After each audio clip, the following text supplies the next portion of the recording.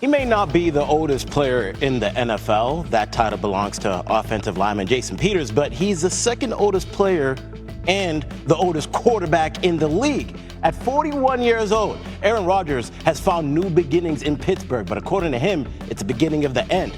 This will likely be his final season, and as Adam Schefter reports, Rodgers hopes this last dance will end with confetti. Breaking news. Aaron Rodgers. Four-time MVP. It finally happened. On the afternoon of June 5th, for the second time in a month, there might have been some white smoke spotted outside the Vatican. The ruler of the NFL offseason storylines, Aaron Rodgers, finally committed to a one-year deal with the Pittsburgh Steelers. The truth is, the two sides needed each other.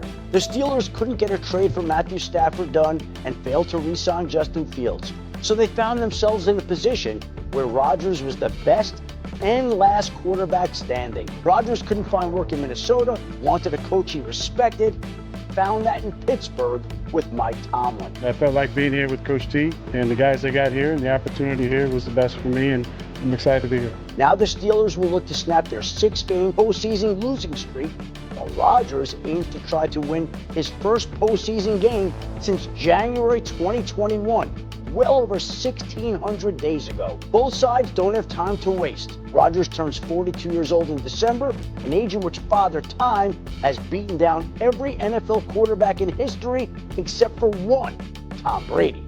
But for now, Rodgers is the newest bridge in Pittsburgh, there to help get the Steelers through this season and to the draft that'll be held in Pittsburgh in April, when there's expected to be a strong crop of young quarterbacks available.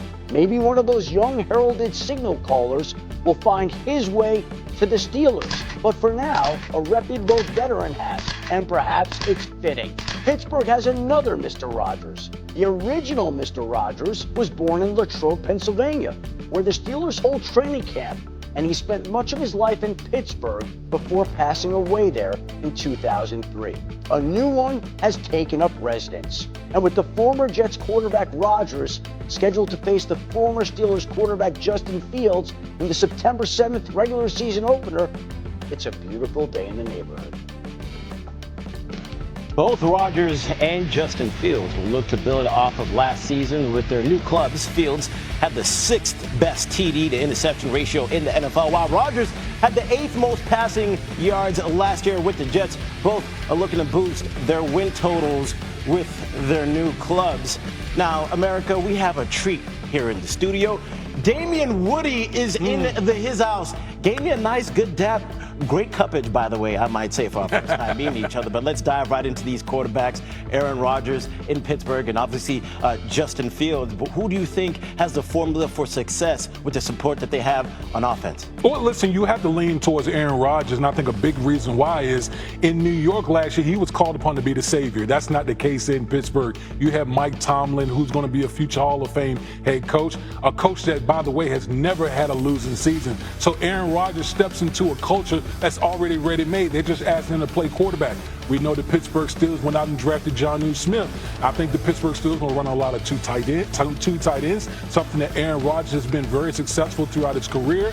Okay, we talked about DK Metcalf, who they also traded for early on in the offseason, another big play threat on the outside. So I think when you look at Aaron Rodgers in the offense, the only question mark that you have is that offensive line in Pittsburgh. Can they come together and protect the soon-to-be 42-year-old quarterback? Yeah, they're hoping he could definitely turn back the clock in Pittsburgh and show them some magic, but he's not the only new starter over there on the team. But we'll stay in New York. The quarterback rooms across the league are going to be very different throughout training camp. Who do you believe is going to have more success this year? How do you believe Justin Fields is going to have success this year? Excuse me. Yeah, I would say with Justin Fields, it's going to be, you got to talk about the head coach Aaron Glenn and the offensive coordinator Tanner Engstrom. They both come from Detroit. They saw Justin Fields within the division with the Chicago Bears, and the one thing that they saw was a guy who's very athletic. Now, the recipe for success with Justin Fields is the fact that New York has a strong offensive line. They've invested heavily along the offensive line, and they have a stable of backs led by Breece Hall. I think the combination of Justin Fields with his athletic ability, offensive line, and the backfield, they're going to run the ball a ton. That is going to be the recipe for success for this New York team in 2025. Yeah, quarterback rooms across the league are going to have a very different look throughout training camp.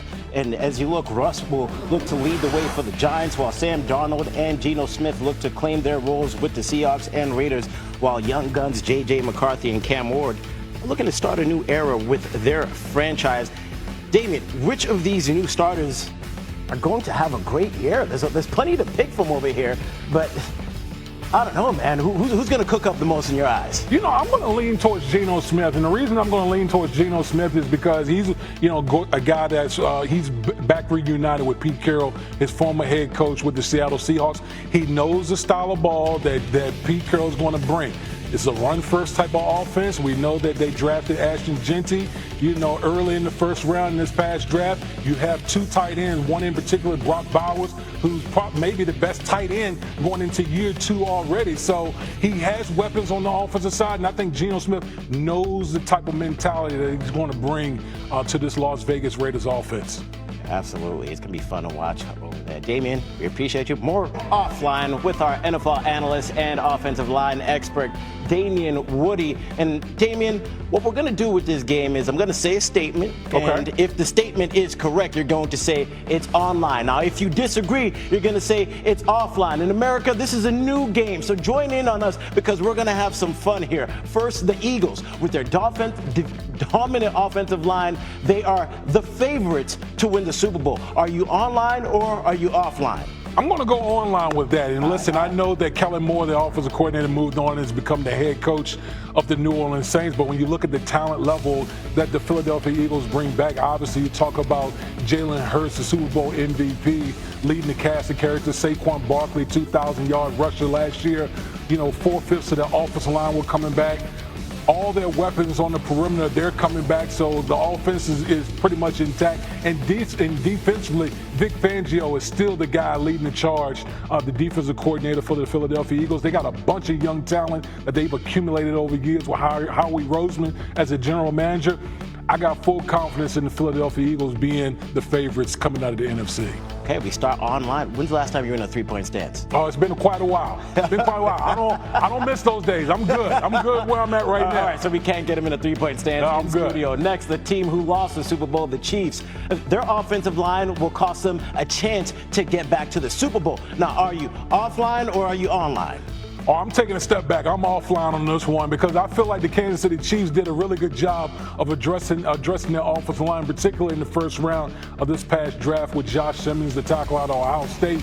He's coming off the patella injury, but had it not been for the injury, I think he would have been the first offensive tackle off the board. I really, really like this kid, and I know they're going to bring him along in training camp, but if he's healthy and he's right, that's a huge plus for this Kansas City Chiefs offensive line. We saw what happened in the Super Bowl against the Philadelphia Eagles. If you can keep Patrick Mahomes upright with the weapons that the Kansas City Chiefs have, Kansas City Chiefs might find themselves back in the Super Bowl in 2025. We got a different Mahomes this year. You see the haircut that he got? Oh, yeah, he's ready. He's ready. He's going to a barbershop that ends with a Z. Now, one team that fell one game short of the Super Bowl, the Commanders. They added Laramie Tunsil and rookie Josh Connolly. They made the best additions to the offensive line in the NFL. Are you online or are you offline? Listen, I love the additions, but I'm going to go offline because I think there's a team out there that did a better job. And to me, that's the Chicago Bears. When you look at the Chicago Bears last year, most of their problems was in the interior of their offensive line. And what did they do? They completely rebuilt the interior of their offensive line, led by all-pro guard Joe Thuney, who we saw last year in the Super Bowl. Last year, period, played multiple positions. They went out and got Drew Dalman from the Atlanta Falcons and then Jonah Jackson from the Los Angeles Rams. So you're going to see a completely different interior for the Chicago Bears, and hopefully that results in better play for Caleb Williams. All right, Damien, we appreciate you. We're always online with you. That's right. We stay in plug. Mình sẽ đọc cái phần này của nó ra. Đó, các bạn sẽ gặp thành một cái hình như vậy đây cho mình. Bây giờ mình sẽ lật sang phần nào